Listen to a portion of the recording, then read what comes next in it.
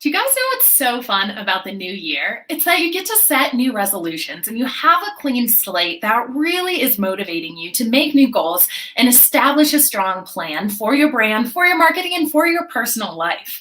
But right now, a lot of our plans might be changing, and that can be a little unsettling. As humans, we crave certainty and we crave this idea that we'd really like to know the direction that our lives are going. But the truth is, you can still set the direction of your life. There might be a little bit of a course correction that we're having to take right now. So in this live stream today, we're going to go over the planning guide that we've gone over before at Team Edgar and our suggestions in order to develop a really strong marketing plan for yourself, for your business, and for your personal goals. Because when it comes down to it, if we set the intentions for the circumstances of our lives, we're so much more likely to follow through with them, to set up proactive boundaries in order to make sure that we're reaching the goals and in order to make sure we're staying the course that we set. So you want to give yourself permission right now to still be an ambitious person, to still have goals that you're working towards, even if they're different goals than the ones you started at the beginning of the year. One of my greatest suggestions right now is to pick 3 words. Think of 3 words that are really going to inspire you to get these goals that you're setting accomplished, and write them down. Put them on a sticky note on your computer and remind yourself every day of these 3 words about how you're going to be intentionally working towards being the person who's encompassing the way those words provide value to you.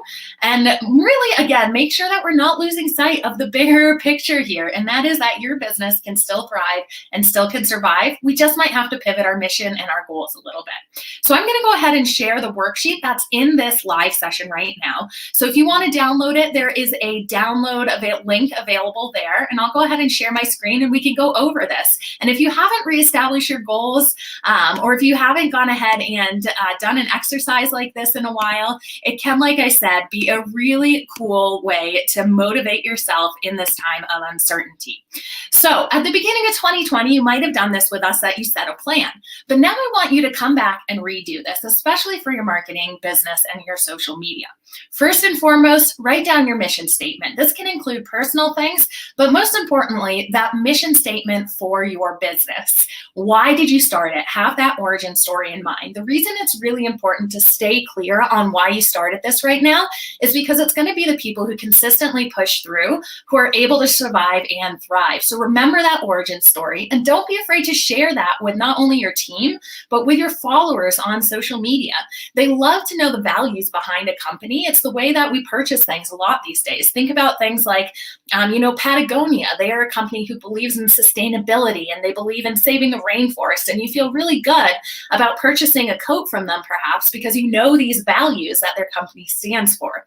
So that can really be the really strong sort of bond you can create with your followers if you share this mission statement that you're setting out here. So me, Edgar, for example, we are a social media automation tool. That's not exactly inspiring to share with our followers, but our mission is to save small business owners time so that you're able to go spend that time working on other areas of your business, or going out and saving the actual ability for you to go out and spend that time with your friends and family and to take a rest and stuff like that. That mission is so much more inspiring. So again, have that mission in mind so that you can not only inspire yourself to show up for work every day, but also to share it with your followers. You also need to be really clear on your why and purpose right now for when you show up to work, because again, we want to be contributing people. Tony Robbins talks about this a lot, in the fact that contribution is a human need. If you don't have that why and purpose in your life, it's hard to kind of connect with other humans on that level. So write out your why and write out your purpose for when you're showing up to work, and have that show up again in your social media status updates too. Be really clear on your mission and your purpose, and it's going to come across to your followers in a much more authentic way. Really think about your main goals here. Right now, these might have shifted, and that's okay. But I don't want you to be scattered and just throwing spaghetti against the wall with a bunch of new strategies, seeing what's going to work. I like to follow this idea of the one thing. I'm sure a lot of you have actually read the book, The One Thing by Gary Keller. And it's that one thing that if you were to accomplish, it would make everything else easier or unnecessary. What's the one thing that you can accomplish over the next few weeks that's going to make everything else easier or unnecessary in your business? And focus on the things that matter. Oftentimes we procrastinate because procrastination is something that we do if we're uncomfortable with something. We as humans don't like feeling uncomfortable feelings, and those are coming up a lot right now. So what can you do to really make sure that you're setting yourself up for this one thing, so that when those procrastination feelings come up, because you might be uncomfortable, you go back to it and you say, nope, this is the one thing that I'm going to get accomplished this week. Having this set can truly be a great motivation for you. I always like to revisit batching math right now as well. If you haven't heard of the concept of batching, why this is so important is because it can really save you time, not only while writing your social media status updates, but also in anything that is a like-minded task that you do in your business. If we're task switching all the time, they say it takes about 20 minutes to onboard yourself into a new flow state for the task at hand. So if you're switching from writing marketing emails to social media updates, to having a finance meeting, to recording a podcast, all the things and the multiple hats you wear in your business, if every single day you're doing each of those, think about how, especially right now when you might be a little more strapped for time, you have kids at home, you can actually sit down and batch during the day. Have Monday be your social media updates day, Tuesday be your marketing emails, Wednesday be your meeting day. You see how batching will actually help you stay in the same frame of mind and accomplish things in a much better way, in the sense that you're going to be really in the right mind space to be handling these, but it's going to save you time in the long run as well. So of course, at Team Edgar, we like to focus on this for social media. So I would love for you to recreate your batching math right now. Perhaps you're communicating with your community a little bit more. Here at Edgar, that's actually a strategy that we're taking because we know people are online and craving that human-to-human connection that social media can provide. So our batching math for the status updates we're creating has increased. Perhaps you're pulling back a little bit and not posting as much. Still have a presence. Please still have a presence on social media. Your followers want to hear from you. But you need to redo your batching math. So this is what we suggest doing. Ask yourself, how many status updates a day would you like to send out, and how many days a week? So let's say you would like to send out 6 status updates a day, 5 days a week, so every single weekday. You're going to go ahead and plug those numbers right in here. Then you're going to take this to the next step of saying that's blank updates a week or blank updates a month. So if we do the math and we times 6 by 5, that's saying we're going to create 30 status updates a week or 120 status updates a month. 30 times that 5 weeks in a month there. And then you're going to break it down, because oftentimes when we hear, oh my gosh, I have to create 120 status updates a month, we're going to feel a little overwhelmed. But if you break that down into how Edgar really wants you to categorize your social media updates, not only so that your followers can get a nice diverse feed in order to follow and get a different vibe from your, to get a holistic view of your whole brand and company. But this also makes the batching seem so much more manageable, because if you say you have 120 status updates that you need to make each month, choose how many categories these are going to go into. So let's say you're going to choose 6 categories. Things that make up great categories are like thought leadership quotes, tips, inspirational quotes, your blog posts, curated content. You see how these are just kind of the buckets of posts that you know your followers will find value in. Then you're going to say, okay, I have 6 categories created. So how many status updates per category per month is that? If we use the math we've done here with 120 updates a month, and we divide that by the 6 categories there, that's only having to add 20 status updates per category per month. So that is going to be way more easy for you to wrap your head around than that big number. So that's why doing this math and doing your status updates in batches is so important. I love to suggest batching social media status updates on a monthly basis, because this means you're only creating social media updates 12 times in a year. It makes it so much easier, especially in times where we might be pivoting our message, like right now, to be able to say, okay, I have to make 120 status updates for the month of April coming up here. I'm going to make 20 for each of these categories. And so that you don't fall tone deaf to what's going on in the world today, each one can go ahead and lead into perhaps, encouraging your community in a different way than you have before, educating them on different things than you have before, removing some of your sales posts that might have been postponed at this time, or changing up your launch to sooner, whatever it is. But you're still just creating these status updates in batches so that your voice and your brand guidelines can easily be established in each and every status update there. So please go ahead and redo your batching math. Like I said, here at Meet Edgar, we're ramping up our social media because we want to be able to get the free resources that we have for things like remote work and things that we're really great experts in out to the community who needs them now, to go ahead and offer that value, offer that service. So when it comes time that people might need a social media automation tool, our brand is the logical choice because they've been following us and gaining that trust because we've given them good value throughout this time. So that can be something that you can take into your own posting strategy if you sit down, do this math, and remind yourself that it is worth batching your updates, not only to save you time right now, but also to make sure that every single update is following your brand guidelines. Now, in order to actually have these goals met, I want you to think about the behaviors and habits you're going to develop to reach your goal.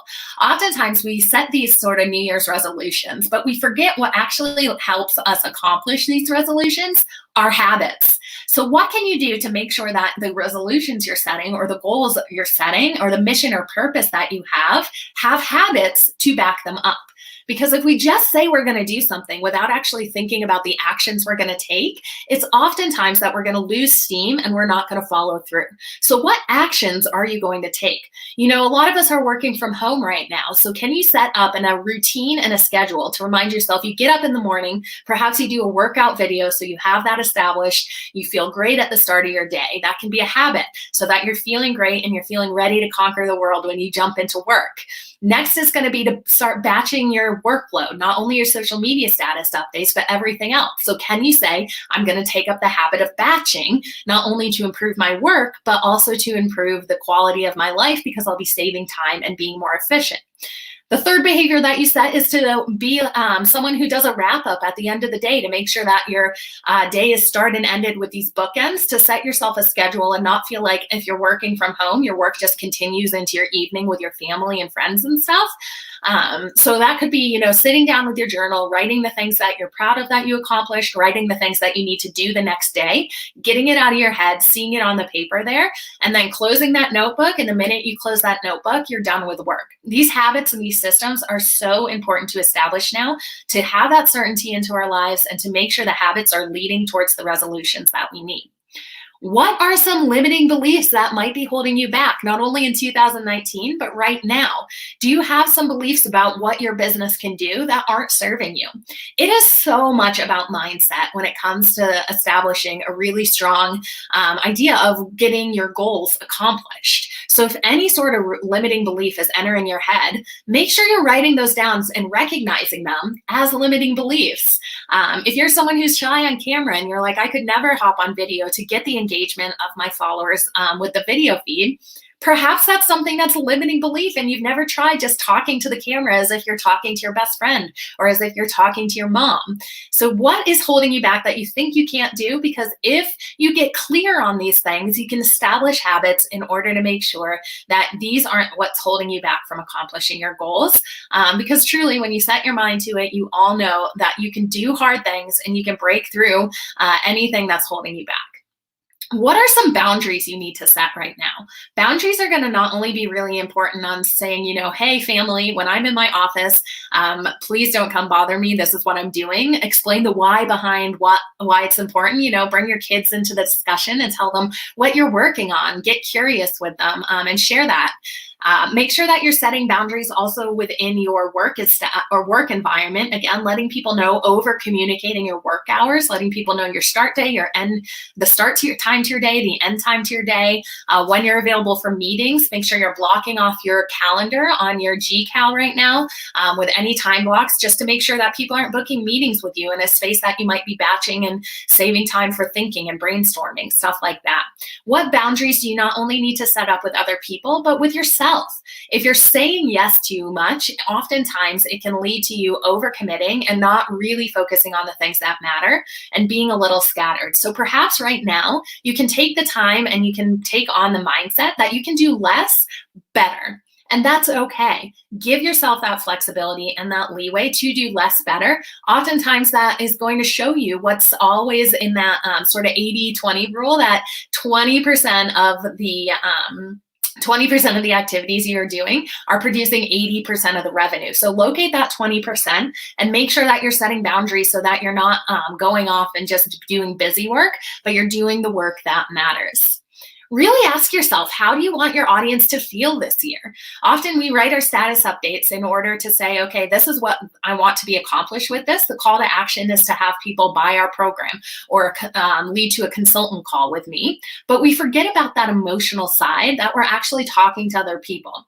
And when it comes down to it right now, people are craving that feeling connection with other humans. So remind yourself of the fact that your audience wants to feel something. You know, here at Team Edgar, we are a company who really wants to make sure that our followers and that our community feels empowered, that their marketing plans can hold up to the bigger brands out there, that they can have just as much of an attention grab on social media as other brands who might have huge marketing departments. So we want our followers to feel really empowered and really inspired to get their social media and their message out into the world. What is it, that feeling that you want to leave your followers with after every status update or every email they see from you? If you have that feeling set, it's going to really make sure that your whole company, you want to really make sure that your whole company and everyone working for you has this idea in their mind. So again, every piece of content going out has a brand voice that is recognizable, and your followers get a consistent feeling from your brand. Also, ask yourself, how is accomplishing your goals going to make you feel? If you have an emotional drive behind something, it's going to keep you pushing forward. So perhaps you can write out a list of things about when you're going to be proud of, write out a list of things about how you're going to feel when you accomplish these goals. A lot of people will write a 90-day letter to themselves, as if they're writing to themselves 90 days in the future about how proud they are of the things that they've accomplished.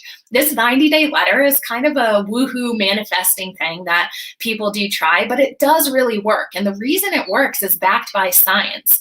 There's something called the reticular activating system in your head. And if you're actually writing down your goals in this way, as if they've actually happened, what happens in your brain is your brain starts to look for ways in order to accomplish them. So your brain will start noticing different courses you could take, or noticing different companies that you could reach out to and have a connection and collaboration with, or they'll start noticing different opportunities in your business that you might have missed before. So even though you might be rolling your eyes saying, manifesting, Megan, what word is that? It really has science backed behind it. So write yourself a 90-day letter and tell yourself how proud you are of the goals that you accomplished, and let that neurological reticular activating system go to work so that it actually is going out there and looking for ways to solve the goals that you want. Really start to ask yourself, what is your unique perspective in your industry? This is going to be huge to clarify right now.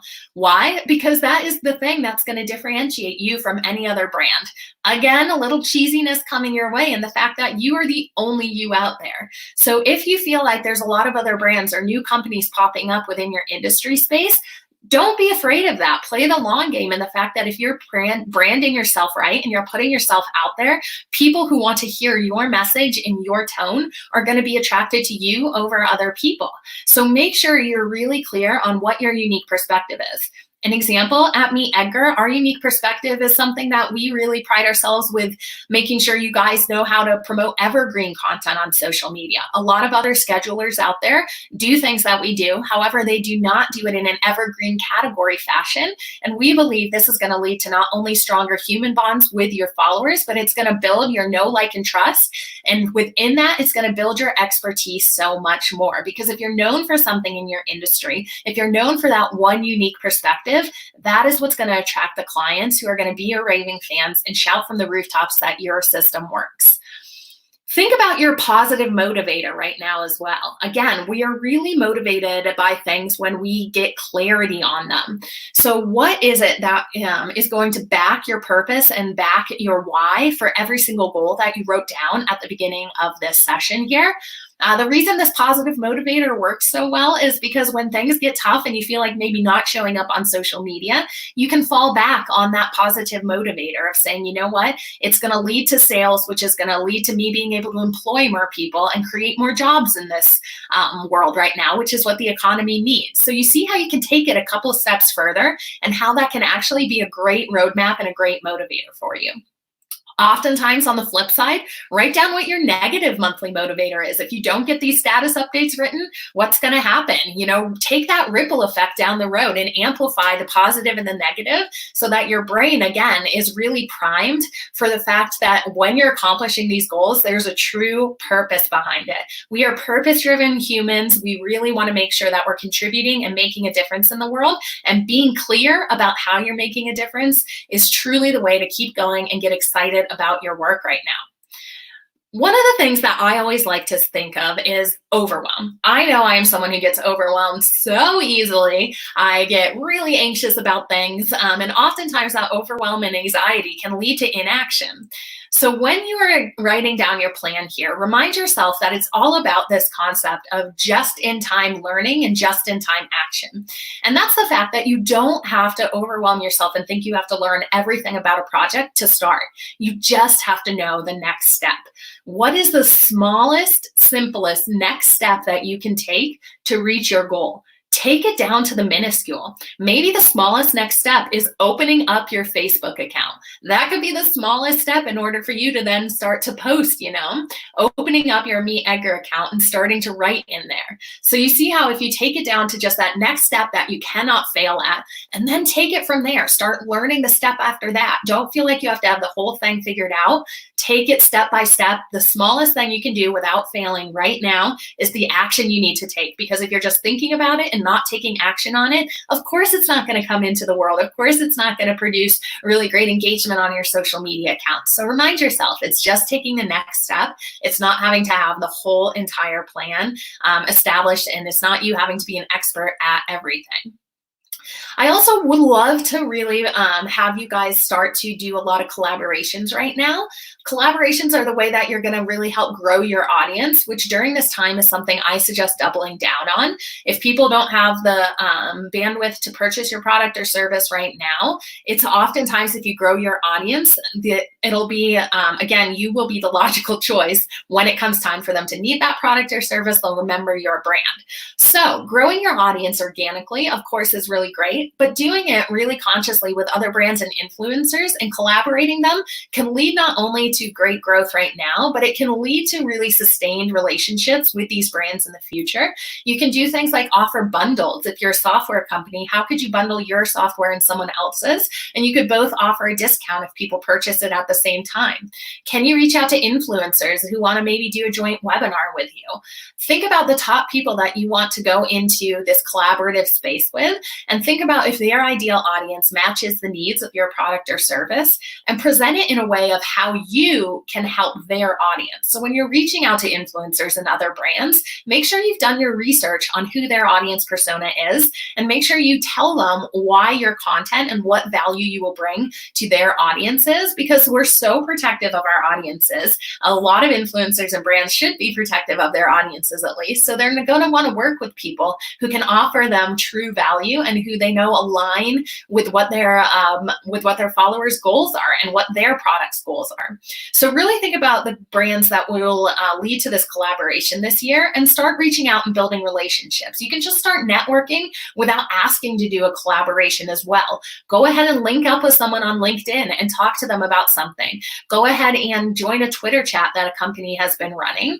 These sort of laying foundational networks right now is going to make it so much easier for you to reach out for a collaboration in the future as well. Really make sure that you are confident when you're selling. Have this plan for what type of confidence you're bringing to the table. Think about, how will someone benefit from my product or service? How is it going to change their lives? This is super important, remember, because we need to be marketing the benefits of what we're putting out there on social media over just the features. Benefits and experiences sell way more than just dry cut features. So those are some of just the planning techniques. I do recommend downloading this worksheet here and actually taking the time to fill it out. Get curious and ask questions about what's actually going on in your business in different departments, and make sure that you're collaborating with your whole team. Send this out to them. If you fill this out, send it out so that they're on the same board of the main objectives you guys are trying to accomplish this year, or even these next few months. So everyone is working towards the same goal, and encourage them to fill this out for their personal goals as well. The last page on the worksheet, if you did download it right like here you can see is just the monthly calendar here. I would suggest really making sure that you're putting your themes here and how you're going to start to upcycle your content from month to month. Having themes within your social media content or within any content creation that you guys are doing can be really important so that your followers can really follow in a step-by-step process. So I do definitely recommend getting comfortable with goals, getting comfortable with setting your intentions. Even if you've never done this at the beginning of the year, remember that excitement that you get to start New Year's resolutions. The truth is, New Year's is just another Wednesday half the time. You can do this at any time to motivate yourself. And really, the main thing that I love to point out when it comes to changing goals is that we all need leadership right now. And if you're clear on your goals and your team is clear on your goals, you can become a leader no matter what part of your company you're in. And the main trait of a really successful leader is adaptability. You have to be adaptable. You have to be visible and focused on these different things. So maybe you can get out there and actually get your whole team to do this exercise together so you can all be on the same page. You can have your boundaries set. You can make sure that you're really setting your intentions in the circumstances that are going on in your life right now. Cool. So let me know in the comments below how this exercise went for you. We'll be back next week with some more live streams. I'd love to know your ideas on what you guys want to learn. We're going live every single day. So anything that you guys have for marketing, branding, small business ownership, stuff like that, we are happy to talk about it. So let us know in the comments below, or I'm always in the inbox at support@meetedgar.com. Have a really awesome weekend, you guys, and stay safe out there.